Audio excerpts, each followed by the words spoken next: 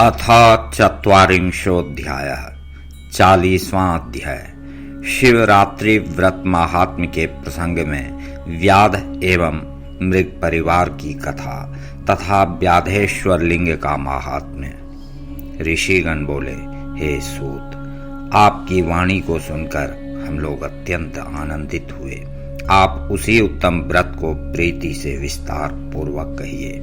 हे सूत, यहाँ पर इस उत्तम व्रत को पहले किसने किया तथा ज्ञानता पूर्वक भी इस व्रत को करने से उसको कौन सा उत्तम फल प्राप्त हुआ?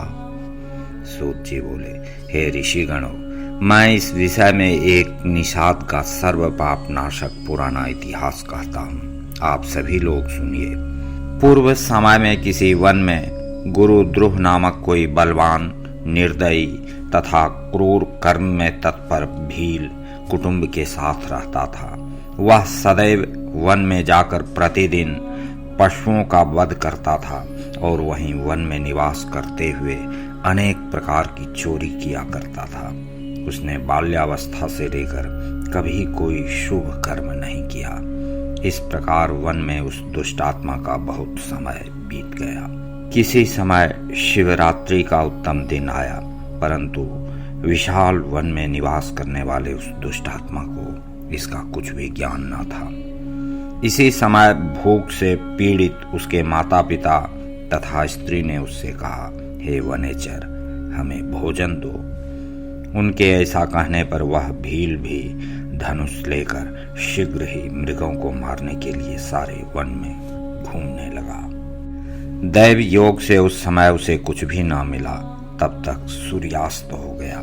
इससे वह बहुत दुखी हुआ। अब क्या करूं, कहाँ जाऊं? आज मुझे कुछ भी नहीं मिला। घर में जो बालक हैं उनकी तथा माता पिता की क्या दशा होगी, और जो मेरी स्त्री है उसका क्या हाल होगा। अतः मुझे कुछ लेकर ही जाना चाहिए। बिना भोजन लिए घर जाना व्यर्थ होगा। ऐसा विचार कर वह व्याध किसी जलाशय के समीप गया और जहां जल में उतरने के लिए घाट था वहां जाकर बैठ गया। इस स्थान पर जल पीने के लिए कोई जंतु अवश्य आएगा, तब उसे मारकर मैं अपना कार्य सिद्ध करके आनंद पूर्वक अपने घर चला जाऊंगा। इस प्रकार का विचार कर वह भील जल लेकर पास ही स्थित किसी बिल्व वृक्ष पर चढ़कर बैठ गया। कब कोई जीव आए और कब मैं उसे मारूं, ऐसा मन में विचार करता हुआ वह भूखा प्यासा व्याध वहां बैठा रहा। उस रात के प्रथम प्रहर में प्यास से व्याकुल एक हरिणी चकित हो कूदती फांदती वहां आई। तब उसे देखकर उसने प्रसन्न हो उसे मारने के लिए शीघ्र ही अपने धनुष पर बाण चलाया। उसके ऐसा करते ही जल तथा कुछ बिल्व पत्र नीचे गिर पड़े, जहां पर एक शिवलिंग था। इस प्रकार प्रथम प्रहर की शिव पूजा व्याध के द्वारा संपन्न हो गई, जिसकी महिमा से उसके पाप नष्ट हो गए। वहां के उस शब्द को सुनकर भय से व्याकुल हरिणी व्याध को देखकर यह वचन कहने लगी। मृगी बोली, हे व्याध, तुम क्या करना चाहते हो? मेरे सामने सच सच बताओ। तब हरिणी की वह बात सुनकर व्याध ने यह वचन कहा। व्याध बोला, आज मेरा सारा परिवार भूखा है। मैं तुम्हें मारकर उन्हें तृप्त करूंगा। तब उसके इस दारुण वचन को सुनकर एवं उस महादुष्ट को देखकर मैं क्या करूं, कहाँ जाऊं? अच्छा, कोई उपाय करती हूं। ऐसा विचार कर वहां पर उसने यह वचन कहा। मृगी बोली, हे व्याध, यदि मेरे अनर्थकारी देह के मांस से तुम्हें सुख प्राप्त हो जाए तो इससे अधिक पुण्य और क्या हो सकता है। मैं निःसंदेह धन्य हो जाऊंगी, इसमें संदेह नहीं है। लोक में उपकारी जीव को जो पुण्य होता है उस पुण्य का वर्णन सैकड़ों वर्षों में भी नहीं किया जा सकता है। किंतु तुमसे एक विनती करती हूँ कि मेरे सभी बच्चे इस समय मेरे आश्रम में हैं। उन्हें अपनी बहन तथा स्वामी को सौंपकर मैं पुनः आ जाऊंगी। हे वनेचर, तुम मेरी बात को झूठ मत जानो। मैं अवश्य यहाँ तुम्हारे पास पुनः आ जाऊंगी, इसमें संदेह नहीं। सत्य से ही यह पृथ्वी टिकी हुई है। सत्य से ही समुद्र तथा सत्य से जल की धारा बहती है। सब कुछ सत्य में ही प्रतिष्ठित है। सूत जी बोले, उसके इस प्रकार कहने पर भी जब उस व्याध ने उसकी बात नहीं मानी, उसका कहना नहीं माना, तब विस्मित एवं भयभीत उस हरिणी ने पुनः यह वचन कहा। मृगी बोली, हे व्याध, मैं जो कहती हूँ उसे सुनो। मैं शपथ लेकर कहती हूँ कि यदि मैं जा करके अपने घर से तुम्हारे पास ना लौटूं, तो वेद विक्रयी एवं त्रिकाल संध्योपासनहीन ब्राह्मण को तथा अपने स्वामी की आज्ञा का उल्लंघन करके कर्म में तत्पर रहने वाली स्त्रियों को जो पाप लगता है, कृतघ्न को जो पाप लगता है, शिव विमुख को जो पाप लगता है, परद्रोही को जो पाप लगता है, धर्म का उल्लंघन करने वाले को जो पाप लगता है, विश्वासघाती एवं छल करने वाले को जो पाप लगता है, वह सब पाप मुझे लगे यदि मैं तुम्हारे पास पुनः न लौटूं। इस प्रकार अनेक शपथ करके जब वह हरिणी वहीं खड़ी रही, तब उस भील ने विश्वास करके घर जाओ ऐसा कह दिया। तब हरिणी प्रसन्न होकर जल पी करके अपने स्थान को चली गई। तब तक उसका प्रथम प्रहर बिना निद्रा के बीत गया। इसी बीच उसकी बहन जो दूसरी हरिणी थी, वह उत्कंठा पूर्वक उसे खोजती हुई जल पीने के लिए वहां आ गई। उसे देखकर भील ने बाण को पुनः खींचा, जिससे पहले के समान ही जल तथा बिल्व पत्र शिवजी के ऊपर गिर पड़े। उसके कारण संयोगवश महात्मा सदा शिव की दूसरे प्रहर की भी पूजा हो गई, जो व्याध के लिए सुप्रद थी। उस हरिणी ने उसकी ओर देखकर कहा, हे वनेचर, यह क्या कर रहे हो? उसने पहले की भांति अपना प्रयोजन कहा। यह सुनकर उस मृगी ने पुनः कहा। मृगी बोली, हे व्याध, सुनो, मैं धन्य हूँ। आज मेरा देह धारण करना सफल हुआ, क्योंकि इस अनित्य शरीर से उपकार होगा, परंतु मेरे बच्चे घर पर हैं। उन्हें मैं अपने स्वामी को सौंपकर पुनः यहाँ आ जाऊंगी। व्याध बोला, मैं तुम्हारी बात नहीं मानता, तुम्हें अवश्य मारूंगा, इसमें संशय नहीं है। यह सुनकर हरिणी विष्णु की शपथ करती हुई कहने लगी। मृगी बोली, हे व्याध, मैं जो कहती हूँ उसे सुनो। यदि मैं पुनः न आऊं, तो अपनी बात से विचलित होने वाले का जिस प्रकार सुकृत नष्ट हो जाता है, अथवा जो मनुष्य अपनी विवाहिता स्त्री को छोड़कर दूसरी स्त्री से समागम करता है, जो वेद धर्म का उल्लंघन कर मनमाने मार्ग से चलता है, विष्णु भक्त होकर जो शिव की निंदा करता है, माता पिता के क्षयाह के आने पर जो बिना श्राद्धादि किए उसे सोना ही बिता देता है, अपने दिए हुए वचन को जो संताप का अनुभव करते हुए पूरा करता है, इन्हें जो पाप लगता है वह पाप मुझे लगे यदि मैं न आऊं। सूत जी बोले, उसके ऐसा कहने पर व्याध ने मृगी से कहा, जाओ। तब वह मृगी भी प्रसन्न हो जल पीकर अपने स्थान पर चली गई। तब तक उस व्याध का दूसरा प्रहर भी बिना निद्रा के बीत गया। इसी समय तीसरा प्रहर आने पर मृगी के आने में विलंब जानकर वह चकित हो उसे ढूंढने लगा। तब उस प्रहर में उसे एक मृग जल मार्ग की ओर आता हुआ दिखाई पड़ा। उस पुष्ट मृग को देखकर वह व्याध बहुत ही प्रसन्न हुआ और धनुष पर बाण चढ़ाकर उसे मारने के लिए उद्यत हो गया। हे द्विजो, उस समय भी उस व्याध के ऐसा करते ही उसके प्रारब्धवश कुछ बिल्व पत्र शिवजी के ऊपर गिर पड़े। इस प्रकार उस रात्रि में उस भील के भाग्य से तीसरे प्रहर की भी शिव पूजा हो गई। इस तरह से शिवजी ने उसके ऊपर अपनी कृपालुता प्रकट की। वहां उस शब्द को सुनकर उस मृग ने कहा, हे वनेचर, यह क्या कर रहे हो? तब वह व्याध बोला कि मैं अपने कुटुंब के लिए तुम्हारा वध करूंगा। व्याध का यह वचन सुनकर मृग प्रसन्न चित्त हो गया और बड़ी शीघ्रता से उस व्याध से यह वचन कहने लगा। हरिण बोला, मैं धन्य हूँ जो इतना पुष्ट हूँ जिससे तुम्हारी तृप्ति हो जाएगी। जिसका शरीर उपकार के लिए प्रयुक्त ना हो उसका सब कुछ निष्फल हो जाता है। जो सामर्थ्य युक्त रहता हुआ भी उपकार नहीं करता, उसका सामर्थ्य निष्फल ही है और वह परलोक में जाने पर नरक प्राप्त करता है। किंतु मैं अपने बच्चों को उनकी माता को सौंपकर और उन सभी को धैर्य देकर पुनः आ जाऊंगा। उसके ऐसा कहने पर वह व्याध अपने मन में बहुत ही विस्मित हुआ।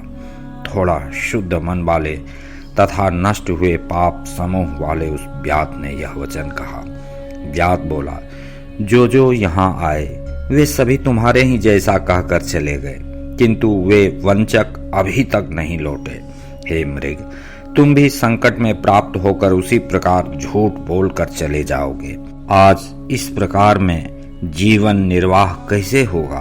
मृग बोला, हे व्याध, मैं जो कहता हूँ उसे सुनो। मैं झूठ नहीं बोलता। यह सारा चराचर ब्रह्मांड सत्य से ही प्रतिष्ठित है। जिसकी वाणी मिथ्या होती है उसका पुण्य क्षण भर में नष्ट हो जाता है। तथापि हे भील, तुम मेरी सत्य प्रतिज्ञा को सुनो। संध्या काल में मैथुन करने से, शिवरात्रि को भोजन करने से, झूठी गवाही देने से, धरोहर का हरण करने से, संध्या रहित ब्राह्मण को जिसके मुख से शिव नाम का उच्चारण नहीं होता, समर्थ होते हुए भी जो उपकार नहीं करता, शिव पर्व के दिन बेल के तोड़ने से, अभक्ष्य भक्षण से और बिना शिव पूजन किए एवं शरीर में बिना भस्म का लेप किए जो भोजन करता है, इन सभी को जो पाप लगता है वह पाप मुझे लगे यदि मैं पुनः लौट कर न आऊं। सूत जी बोले, उसका यह वचन सुनकर व्याध ने उससे कहा, जाओ शीघ्र लौट कर आना। तब वह हरिण जल पीकर चला गया। इसके बाद भली भांति प्रतिज्ञा किए हुए वे सभी मृग और मृगी अपने आश्रम में जाकर परस्पर मिले और एक दूसरे को सारा समाचार परस्पर निवेदन किया।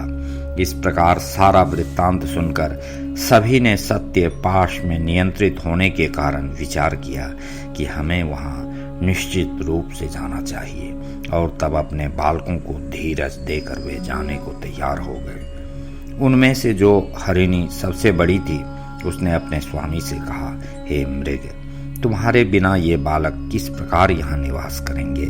हे प्रभु, मैं व्याध के पास जाने के लिए पहले प्रतिज्ञा कर चुकी हूँ, अतः पहले वहां मुझे जाना चाहिए। आप दोनों यहीं रहे।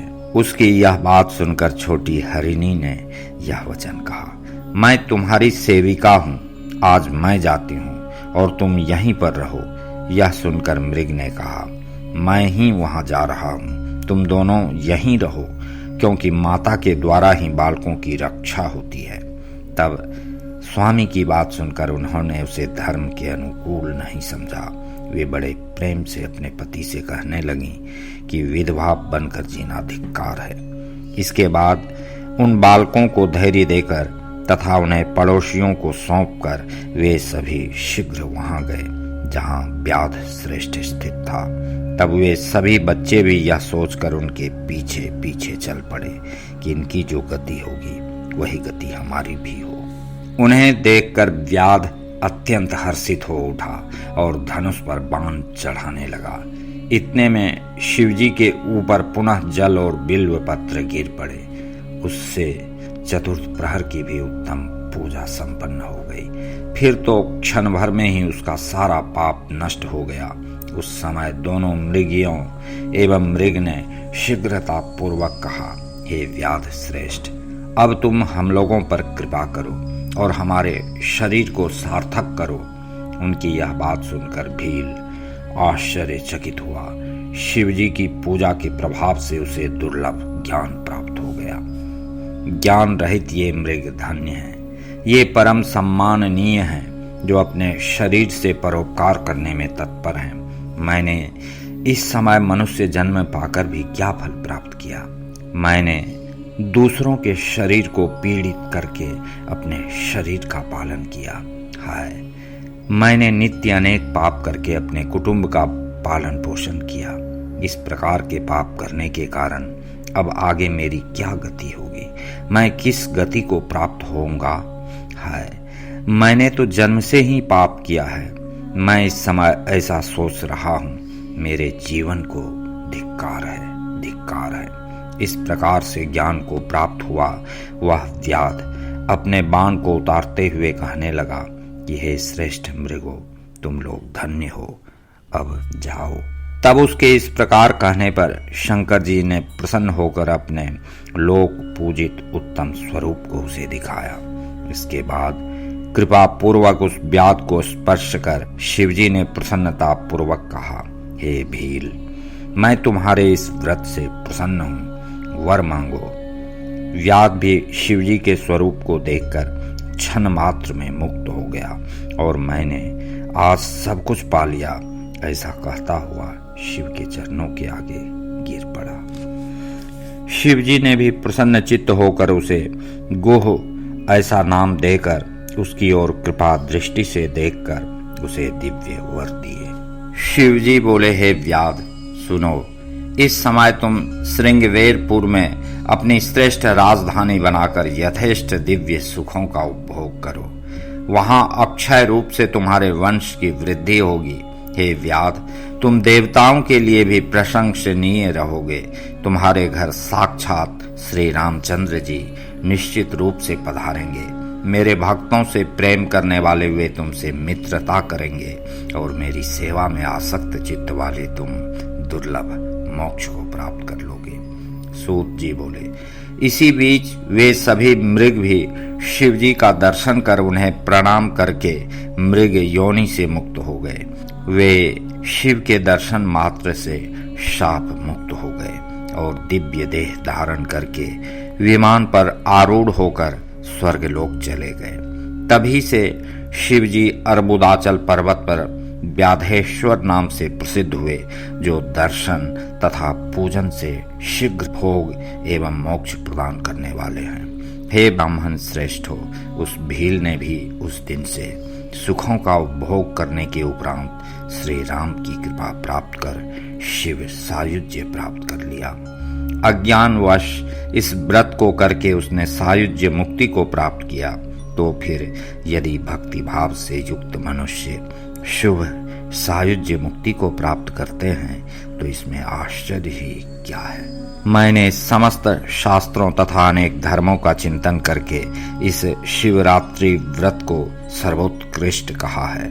अनेक प्रकार के व्रत, अनेक प्रकार के तीर्थ, अद्भुत दान, विविध यज्ञ, नाना प्रकार के तप एवं अनेक प्रकार के जप भी इस शिवरात्रि की तुलना नहीं कर सकते।